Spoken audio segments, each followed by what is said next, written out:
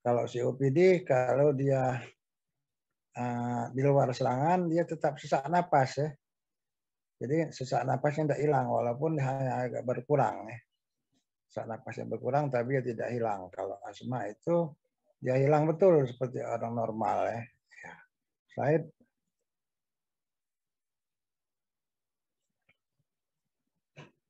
Nah ini faktor-faktor risiko ya.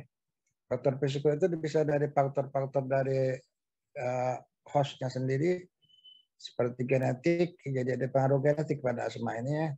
Kemudian atopi, airway hyperresponsiveness tadi disebutkan, jenis kelamin, ras, ya. Dan sedang faktor-faktor yang dari lingkungan itu faktor dari di dalam rumah, di luar rumah, ya, di tempat kerja, rokok, asap rokok, ya, polusi udara, infeksi, ya, kemudian diet, ya, obat-obatan, kegemuan dan lain sebagainya. Ya. Itu faktor-faktor di luar daripada host. Ya. Ya. Oke, slide.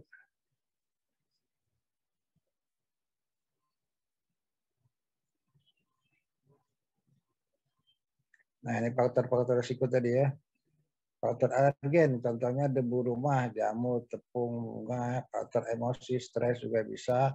Infeksi seperti infeksi saluran napas, virus, mikroplasma, kemudian faktor zat makanan, udang, susu, zat kimia, ya, asap rokok, asap obat nyamuk, ya. Kemudian faktor fisik, perubahan cuaca, ya, terlalu panas, terlalu dingin, dan kegiatan jasmani kalau dia exercise ya, olahraga berat ya, akan terjadi asmanya kambuh ya.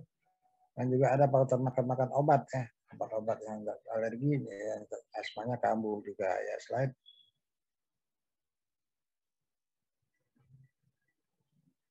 Nah ini patogenesis asma ya.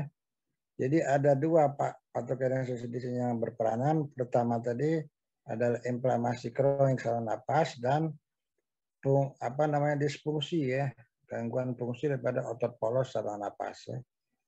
Nah, gangguan fungsi otot polos saluran napas ini kan menyebabkan borong kontriksi ya. Jadi dia menyempit ya. Menyempit kalau dia inflamasi kronik itu akan menyebabkan udem ya. Udem daripada mukosanya ya. Jadi gabungan keduanya itu dia menyempit dan terjadi udem sehingga terjadi penyempitan obstruksi sehingga terjadi eksaserbasi atau gejala itu tampak gejala-gejala sesak napasnya itu. Ya, slide. Nah, untuk mendiagnosis asma ini pertama dari anamnese atau histori ya. Gejala-gejalanya gimana ya?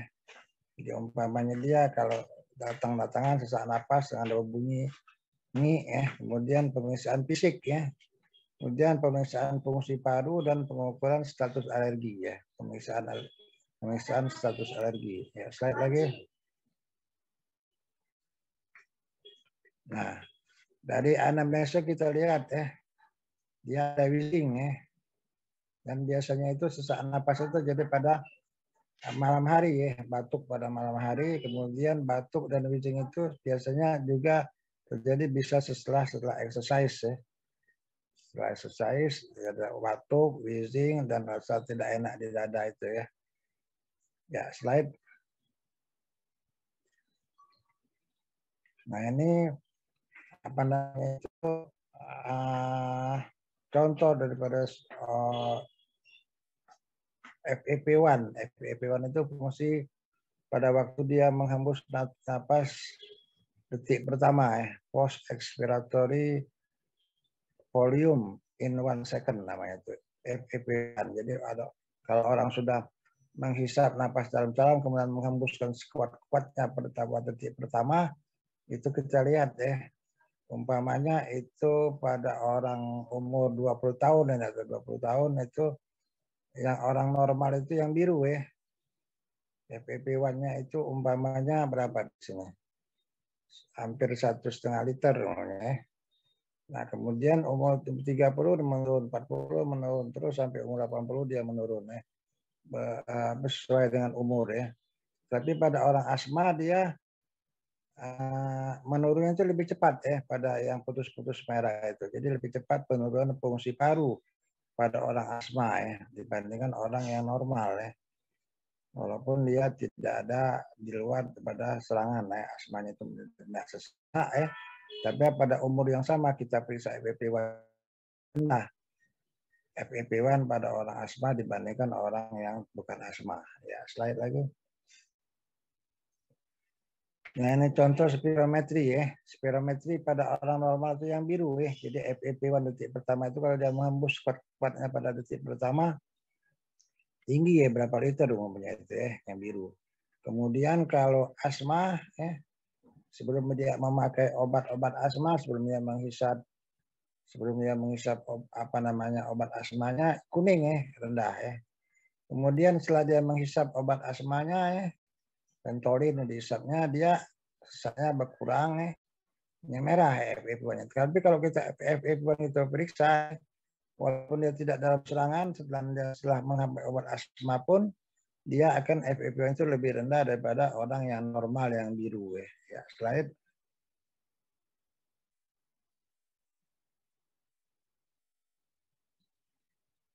Nah, ini klasifikasinya derajat daripada berat daripada asma itu kita lihat yang paling bawah. Step 1 itu intermittent ya. Intermittent asma itu serangan sesak itu kurang dari 1 kali seminggu ya.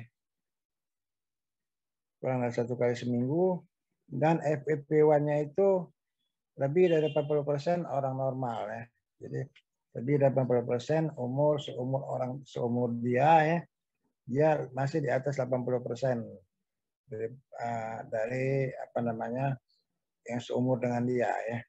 Jadi kalau orang normal itu umpamanya 5 liter, dia lebih dari 4 liter umpamanya ya, gitu maksudnya itu ya.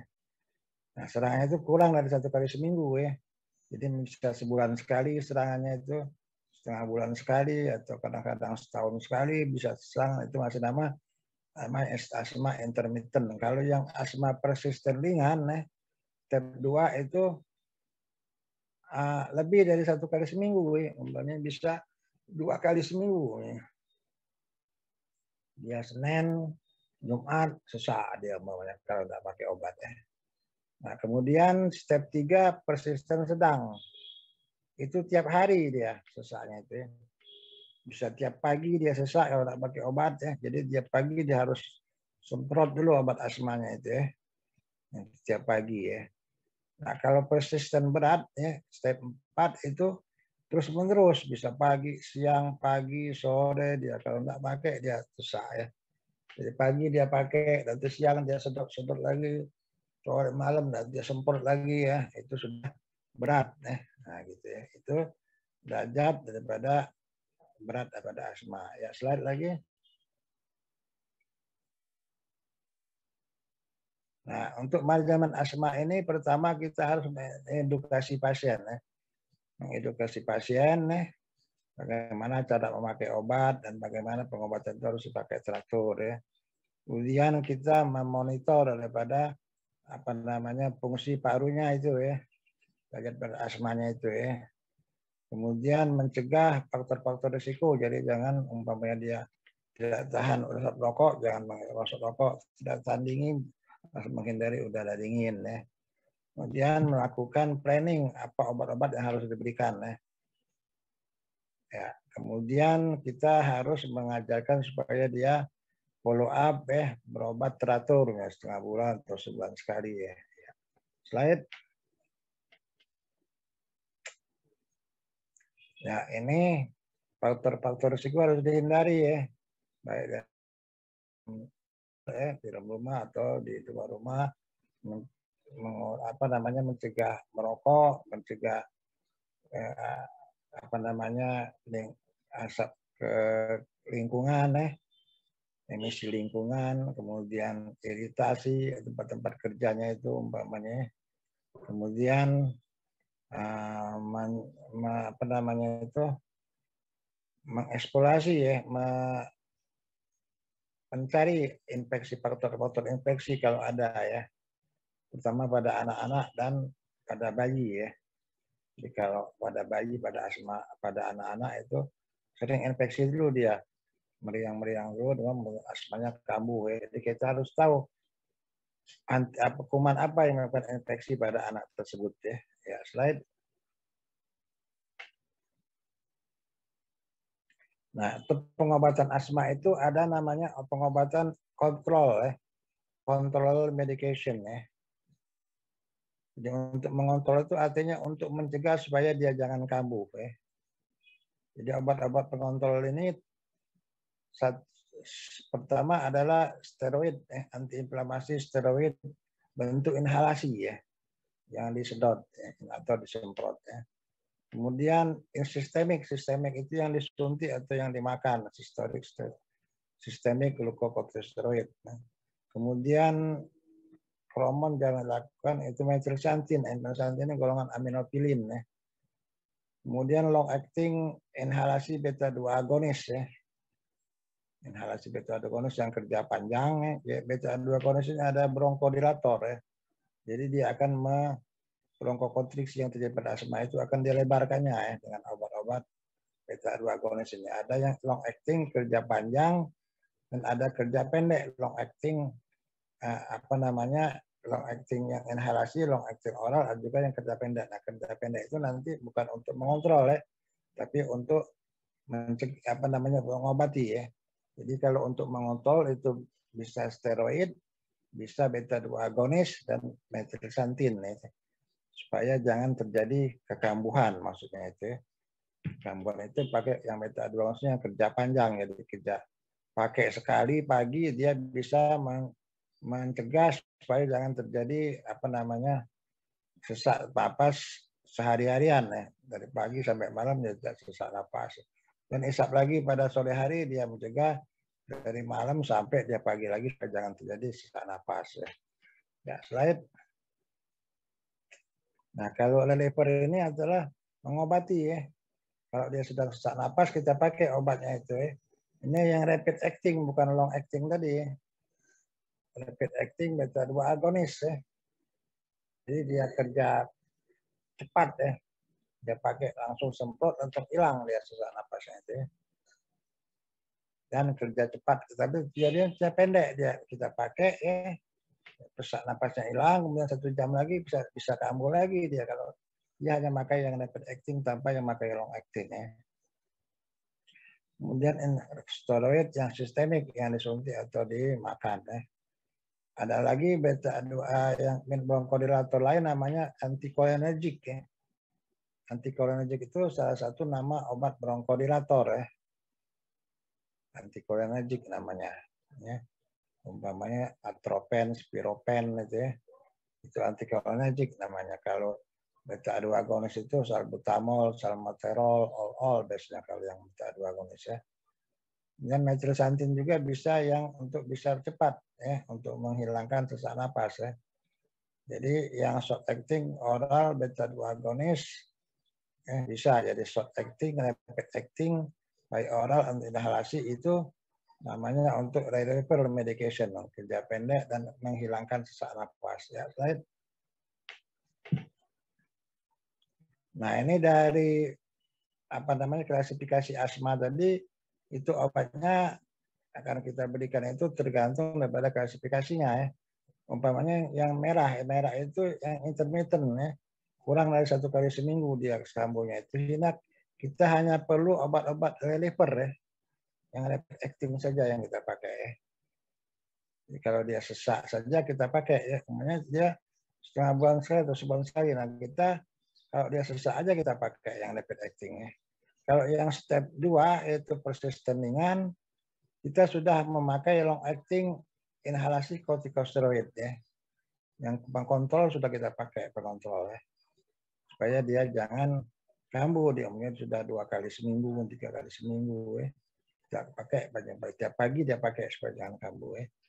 Persisten sedang ya, kita selain daripada inhalasi kortikosteroid untuk pengontrol juga kita pakai pengontrol itu long acting beta 2 agonis dan sudah 2 macam di sini obatnya ya untuk mengontrol ya. Kalau lever itu tetap dipakai itu kalau sedang-sedangan saja ya rapid acting.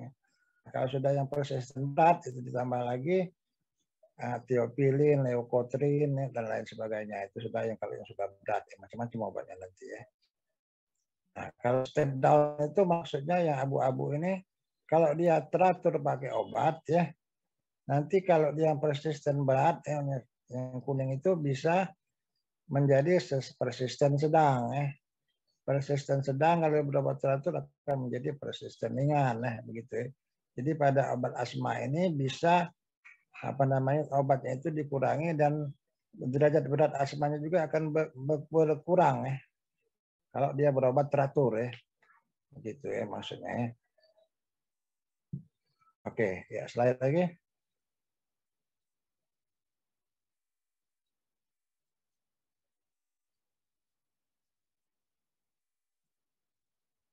Nah, ini bagaimana menilai derajat keparahan asma secara klinis ya.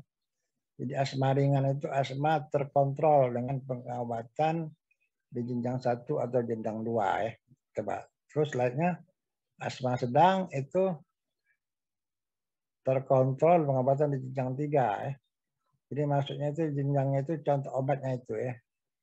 Jadi kalau asma berat itu di jenjang 4 atau 5 Jadi di jenjang 3, jenjang asma sedang itu dia kalau sudah memakai ICS LABA LABA itu long acting beta 2 agonis, ICS itu inhalasi kortikosteroid dosis rendah. Jadi kalau dia sudah terkontrol, dia tidak kambuh-kambuh dengan pengobatan ICS LABA tadi maka dia disebut asma sedang Kalau asma ringan itu dia hanya memakai umpamanya beta 2 agonis kerja pendek, sekali-sekali aja itu asma ringan. Kalau asma berat dia sudah memakai ICS LABA dan kemudian ditambah lagi obat-obatan yang lain tadi Nah itu Jadi kalau dia memakai obat-obat sudah macam-macam itu udah asma berat.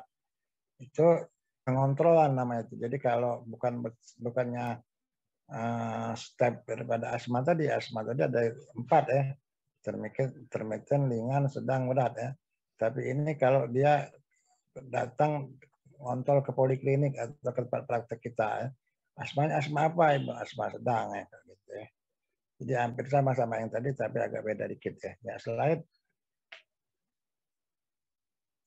Nah ini menilai kontrol asma Jadi kalau pasien itu berobat kita dia sudah terkontrol baik atau enggak atau belum terkontrol atau terkontrol sebagian itu dari gejala kontrol asma ini dalam 4 minggu terakhir, dalam sebulan terakhir. Apakah pasien gejala asma itu di siang hari 2 kali seminggu umpamanya Apakah asma menyebabkan terbangun di malam hari? Ada 4 pertanyaan Kalau semuanya iya atau 3 dari 4 itu iya, namun tidak terkontrol Kalau dia 1 atau 2 aja yang positif, itu namanya kontrol sebagian Tapi kalau 4-4-nya dia jawab tidak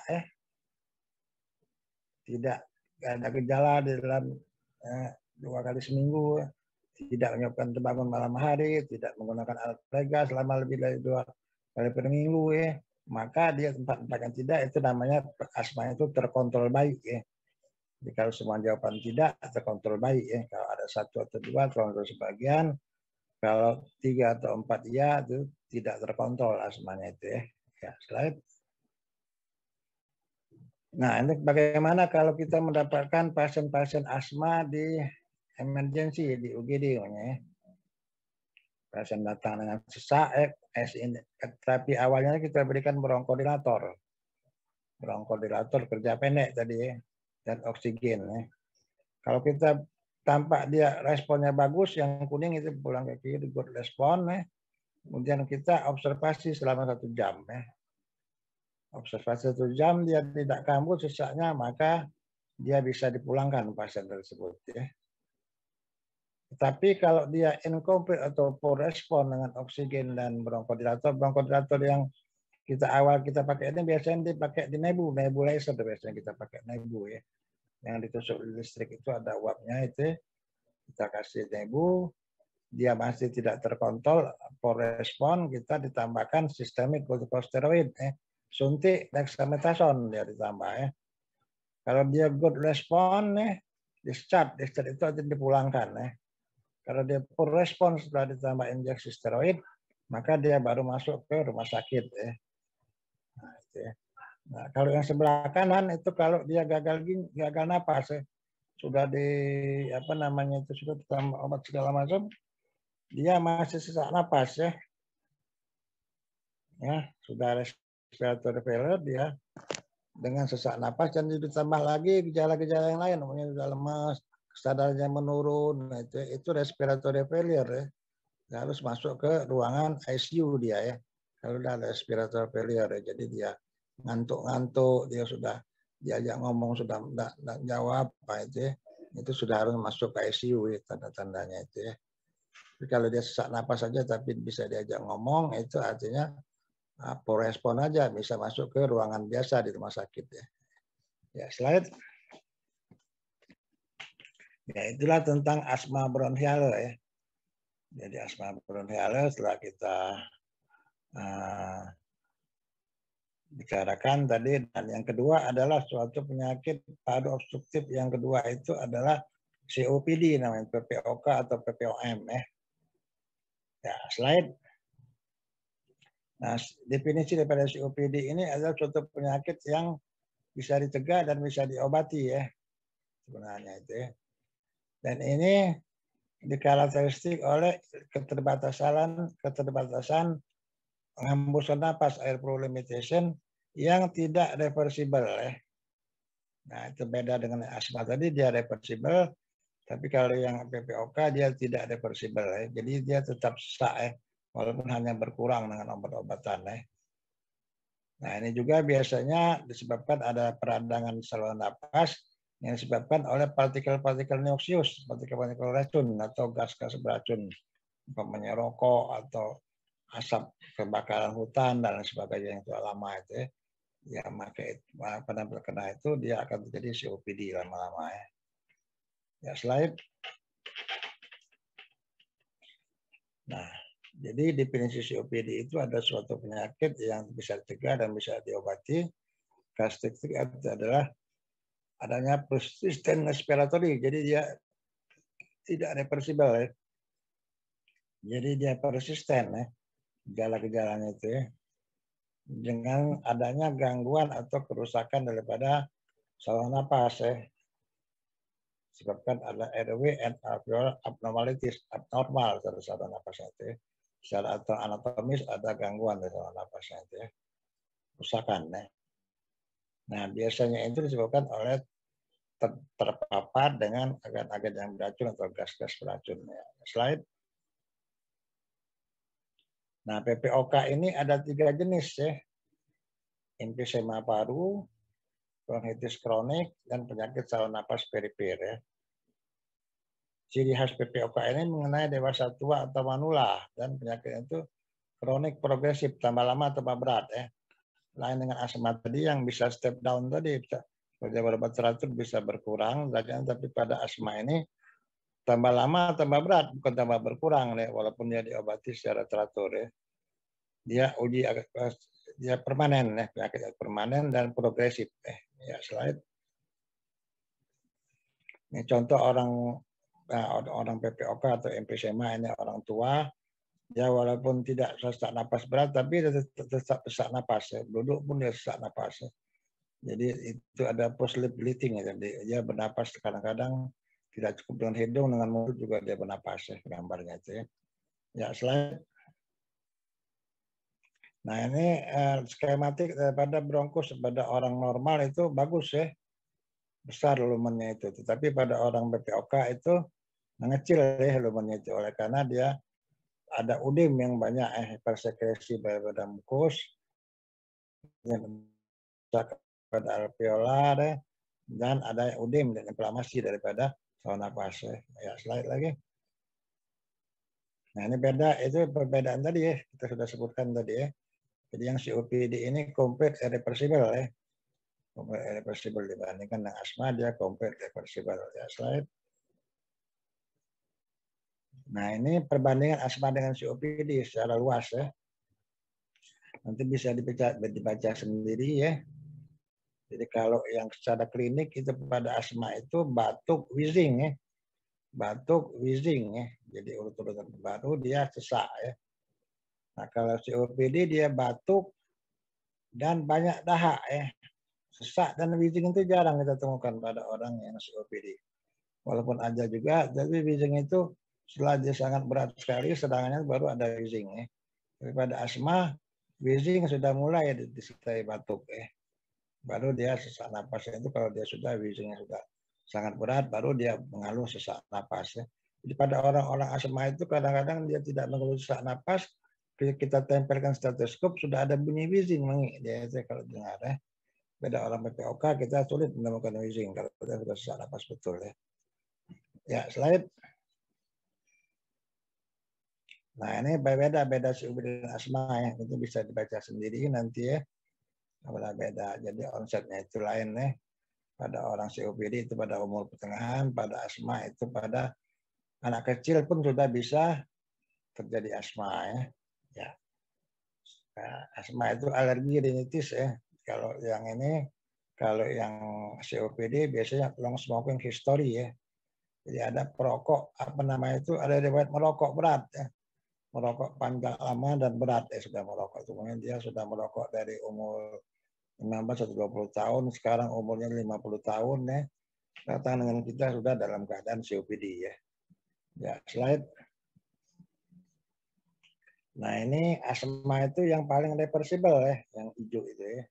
Nah, kalau yang kuning tua itu sudah termasuk PPOK, kalau bronkitis dan emfisema juga termasuk PPOK. Tetapi kalau yang emfisema itu paling irreversible. Kalau yang bronkitis itu ada pertengahan reversible itu bisa. Jadi dia di luar serangan kadang-kadang sesaknya itu tidak begitu nampak walaupun ada sesak. Tapi kalau emfisema sesaknya itu nampak walaupun di luar serangan.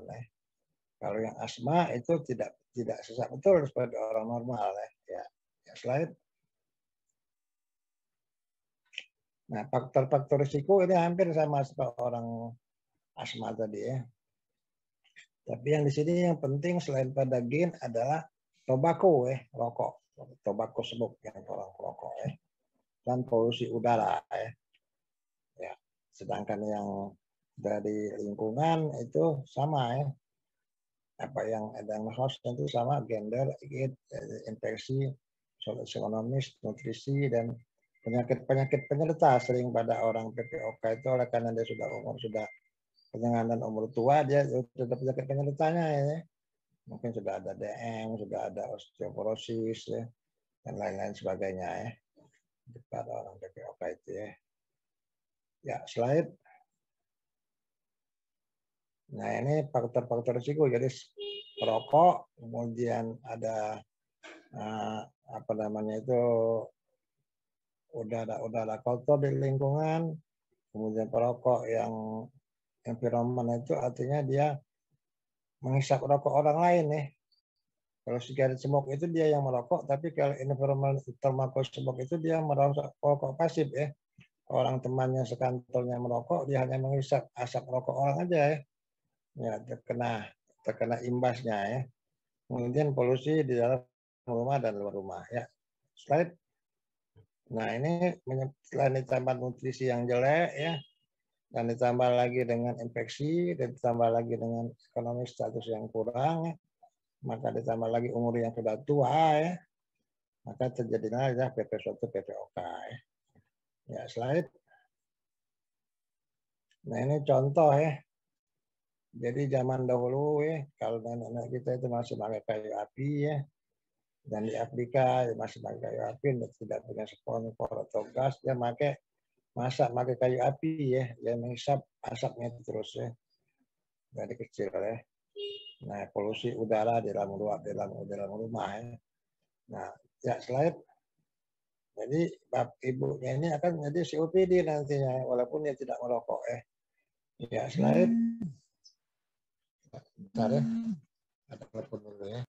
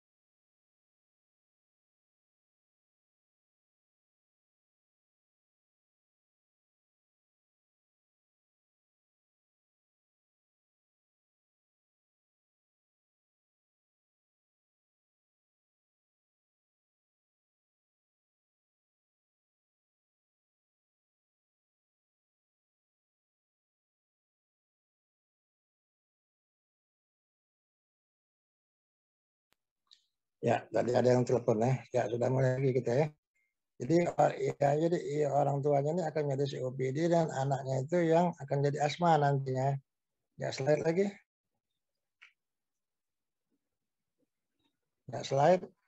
Dan anaknya juga nanti akan jadi COPD nantinya itu dekat-dekat ibunya selalu di apa namanya masak pakai kayu api ya. Ya, oke, ya slide. Ya, slide. Nah, ini epidemiologi ya. Nah, EP ini maksudnya emfisema paru ya. Itu 9,8 per 1000 penduduk ya. Prevalensinya itu. Jadi hanya apa namanya itu 1% dari penduduk ya. Jadi agak sedikit ya. Kalau bronkitis kronik itu banyak ya. Sampai 30 per 1000 penduduk ya. 3% ya. Lebih sering bronkitis kronik ditemukan dibanding emfisema paru ya. Tapi gangguan aktivitas itu lebih banyak pada emfisema paru ya. Oleh karena sesak napas itu sangat irreversible ya. Ya, sampai 6 kali atau 7 kali gangguan aktivitas itu lebih banyak dibandingkan orang yang bronkitis kronik ya. Jadi walaupun dia preferensinya sedikit, tapi dia sering terjadi gangguan aktivitas. Ya, slide lagi. Nah, ini secara pendefinisi, perbandingan definisi dari kedua macam PPOK tadi ya. Kalau emfisema itu suatu definisi secara diagnosis secara patologis ya. Memang ada kerusakan, itu adanya kerusakan daripada permukaan pertukaran gas ya. Jadi alveoli itu rusak pada orang emfisema ya. Tapi sedangkan bronkitis kronik itu diagnosis klinik ya. Tidak ada kerusakan, tetapi secara gejala ya. Itu adanya batuk dan sputum sedikit-dikitnya 3 bulan dalam setahun dan terjadi 2 tahun berturut-turut ya. Jadi walaupun dia tidak ada kerusakan alveoli pada bronkitis kronik ini, dia akan terjadi batuk dan batuk dan dahak sedikit-dikitnya 3 bulan dalam 1 tahun dan terjadi dalam 2 tahun berturut-turut ya. Jadi kalau dia tahun 2000 dia sesak dan batuk, dan tahun 2001 dia kembali lagi batuk dan dahak ya, maka itu disebut bronkitis kronik ya. Walaupun kerusakan alveoli, kerusakan anatomis tidak ada ya. Tapi kalau emfisema memang harus ada kerusakan alveolinya. Ya, slide. Nah, emfisema paru ini adalah, jadi tadi kalau diagnosisnya itu kerusakan anatomis itu adalah pelebaran ya, secara abnormal dan permanen daripada ruang distal bronchioles terminalis ya. Jadi di distal dari bronchioles terminalis itu rusak ya. Jadi bronchioles terminalisnya sendiri tidak rusak, tetapi yang di distalnya itu ya, jadi ujung lagi ya. Terutama di alveoli yang rusaknya itu ya. Ya, terus slide. Nah, ini contohnya itu. Jadi kalau ini bronkus ya, dari bronkus trachea, bronkus utama, bronkus tersier, bronkus sekunder, bronkus tersier ya, kemudian bronchiolus, terminal bronchiolus. Nah, di ujung dari terminal bronchiolusnya itu yang kena yaitu bronchioles respiratorius dengan alveoli ya. Itu yang rusak ya. Sedangkan bronchioles terminalisnya sendiri tidak rusak ya. Ya, slide lagi. Nah, ini contohnya itu. Jadi yang ini alveoli itu yang gelembung-gelembung itu ya. Tempat pertukaran udara, tempat udara secara napas itu membawa udara bersih dan udara kotor ya. Itu tempat pertukaran udara itu di alveoli di situ ya. Itu yang rusak ya, dia melebar ya. Ya, slide. Nah, itu ya sama saja ya. Slide lagi. Nah, ini skematik daripada orang normal ya. Nah, itu alveolinya itu bagus ya pada orang normal itu, lihat ya. Ya. Nah, kalau yang emfisema yang sebelah kanan ini dia sudah melebar ya. Melebar, dia rusak, tidak elastis lagi ya, tidak bisa kembung-kempis secara normal ya. Dia sudah tidak elastis lagi ya, seperti balon yang sudah ditiup berkali-kali ya, tidak elastis lagi ya. Nah, kalau bronkitis kronis dia masih bentuknya sama seperti yang di atas ya. masih kecil ya, masih bisa elastis, tetapi dia banyak dahak ya. Situ coklat-coklat itu ya, dahaknya yang banyak. Jadi makanya bronkitis kronik itu adalah dahak dan batuk yang apa namanya itu sering sampai 3 bulan dalam setahun dan 2 tahun berturut-turut ya. Ya, slide. Nah, tipe-tipe emfisema paru itu ada 3 tipe ya.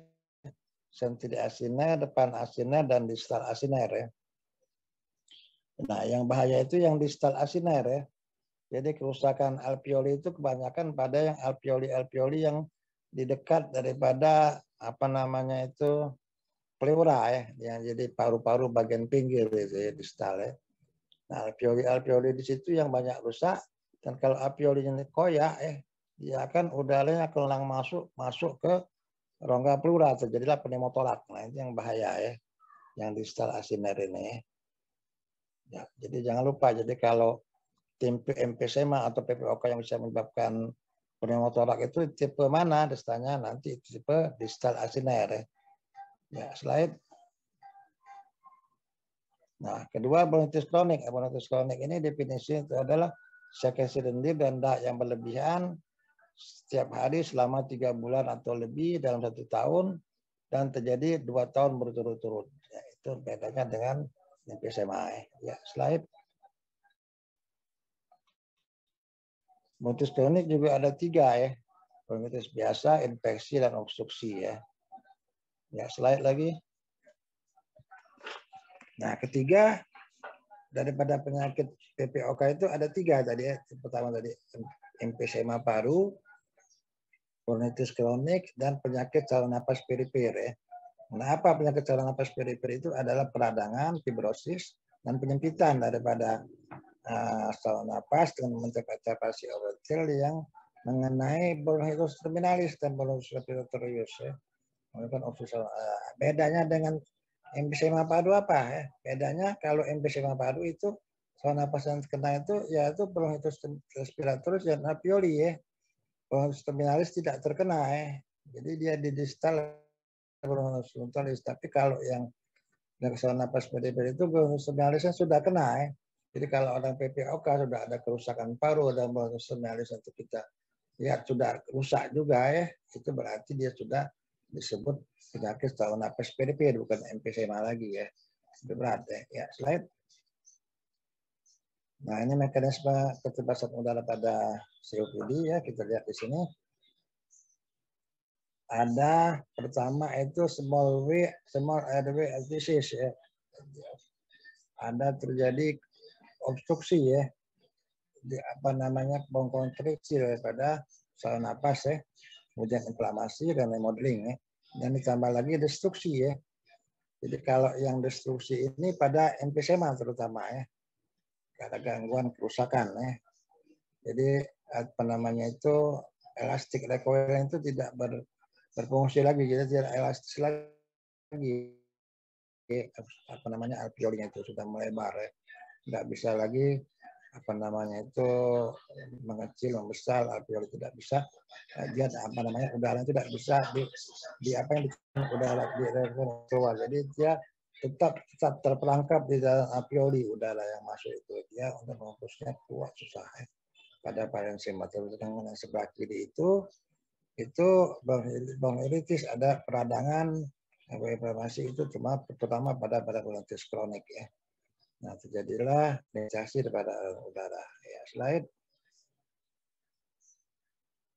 Nah, patofisiologi ini itu tahap yang daripada sampai dia terjadi kolpulmonale. Kolpulmonale itu dia penyakit PPOK yang sudah sangat berat ya, sehingga mengganggu jantung, mengganggu kor ya.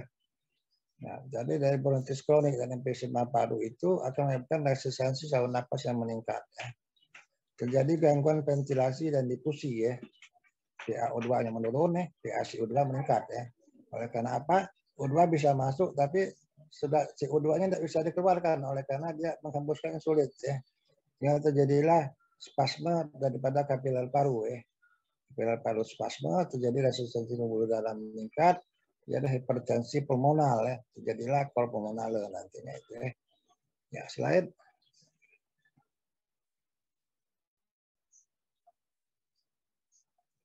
Nah, ini hipertensi pulmonar ini pada COPD ini akan lama-lama akan terjadi nanti ekol pulmonar. Kita lihat di sini dari hypoxia yang kronik ya, kemudian vasokonstriksi paru tadi disebutkan ya, pulmonar hipertensi ya, kemudian jadi ekol pulmonar. Kalau ekol pulmonar itu ada udim, pada pasien ekol pulmonar itu ada udim, disebut ekol pulmonar dekompensata ya. Kalau sudah sering terjadi dekom pada ekol pulmonar itu bisa kelamaan dia akan bisa meninggal tentunya lama-lama ya. Ya, slide. Nah, untuk mendiagnosis COPD ini sama seperti jadi dia harus anamnesis ya, gejala-gejala, kemudian pemeriksaan spirometri, pemeriksaan derajat beratnya dan DD-nya ya. Ya, slide. Jadi diagnosis itu pertama anamnesis. Anamnesis, pemeriksaan fisik dan sarana bantu, pemeriksaan penunjang ya. Jadi anamnesis itu kita dapatkan batuk, berdahak, kronik, berulang, sesak, dan dia perokok, jangan lupa ya. Jadi kebanyakan pada PPOK itu perokok ya. Hampir seluruhnya pada PPOK itu perokok ya. Itu anamnesisnya. Pemeriksaan fisik kita lihat slide. Itu gejala-gejala yang tadi gejala batuk, produksi dahak, sesak napas, ya, kemudian faktor-faktor risiko, kemudian ada gejala berat badan menurun oleh karena sesak napas terus dia energinya hilang ya, kemudian tidak nafsu makan, batuk darah dan singkup ya. Ya, itu gejala-gejala ya. Slide. Nah, untuk mendiagnosis COPD ini ya ada dua yang penting ya. Pertama adalah gejalanya itu gejala batuk, sesak napas ya, dan sputum ya, dahak banyak ya. Batuk banyak dahak dan sesak napas ya.